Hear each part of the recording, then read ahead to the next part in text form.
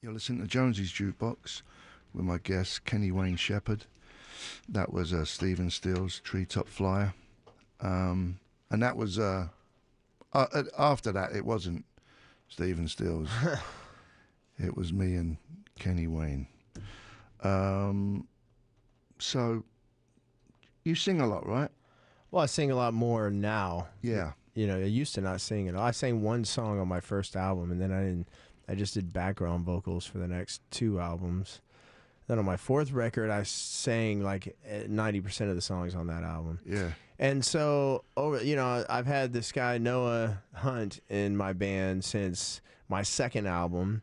The first guy, it just didn't work out. And so Noah's been with me for like 19 years. He sang on a lot of hit songs that we've had. And so as I've become more comfortable singing and stuff, then it's just kind of evolved into a situation where I can sing as much or as little as I want to in my band, because he's an amazing vocalist. Yeah. And so if I don't want to sing at all and just play guitar all night, I'll let him do it. But generally in my set, I'll sing like 4 or 5 songs. But in the rides, Steven has been pushing me from day one to sing more. And so when we did the first album, I thought I was only going to sing like 2 songs, and then he ended up, insisting that I sing half the album and he sing half the album, and it's just evolved from there. Yeah. How did you hook up with him then? Well, Steven and I met, the first time we met was at a Super Bowl, and we went to Miami to see the Indianapolis Colts beat the Chicago Bears. Is that your team? Well, I'm from Louisiana, but yes, I was a big Colts fan. And because they had a lot of Louisiana players like Peyton Manning, and the whole Manning family is from Louisiana. Yeah. Their dad, Archie Manning, played with the New Orleans Saints. But so I was a big fan of the Colts. And then I met Jim Irsay, who owns the team. Yeah. And Steven and Jim were friends as well. And so we all went down, were invited to go to the Super Bowl that year. And Jim had a party the night before the Super Bowl, and for a bunch of team owners and family and friends, and they had a stage set up. And his personal assistant guy said, would you mind bringing your guitar and maybe doing a couple songs? I'm like, sure, I'll do a couple songs. But that was it, because like the songs that I do at that point, singing, were not like standards that everybody knows. Yeah. It was only my songs. Yeah. And so anyway, so we got there, and he goes, I said, well, what's gonna happen? He goes, I want you to start, the evening, and go up and play 2 songs, and John Mellencamp is gonna be here, and Stephen Stills is gonna be here, and This is in the thing? This is the night before the Super Bowl At a party? At a party at this ballroom in this hotel, Yeah. right?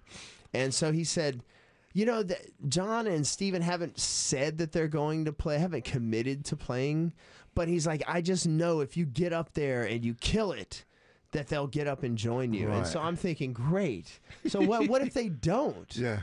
I play 2 songs, and then everybody's gonna be looking at me, And so I was like, okay, man, So we had dinner and everything, and then they're like, okay, it's time to. So I got up, man, and I was like, oh my gosh.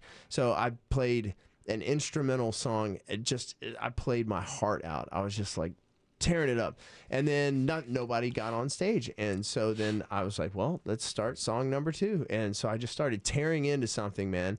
Oh, and Mike Mills from REM was playing bass, and Kenny Aronoff on drums.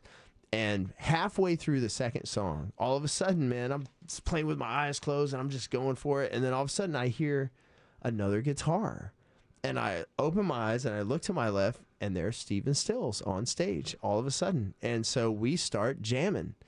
And by the time we finish that song, John Mellencamp jumps on stage, and we played for like 2.5 hours, completely unrehearsed. We're playing like everybody's hit songs, even though none of us had ever played them together before. Yeah. And it was incredible. And then the next day, they went on to win the Super Bowl. And then it became a tradition. And so the next time they went to the Super Bowl, we did the same thing. And when they hosted the Super Bowl a few years back, we did it there in Indianapolis. And so, that was when Steve and I first met. Yeah. And played together for the first time. Yeah. The guy you said, that the Colts owner, Jim, he's got a bunch of good old stuff that he's acquired. Oh, yeah. He's a big guitar fan and collector, and he's actually a good player. Is he? Yeah. He gets up and plays with us at the. I met him in Beverly Hills Hotel. Yeah. He had an acoustic. He was fiddling around. Right. He's got incredible collection. Yeah. Of all kinds of things. Maybe he'd buy one of mine. Maybe.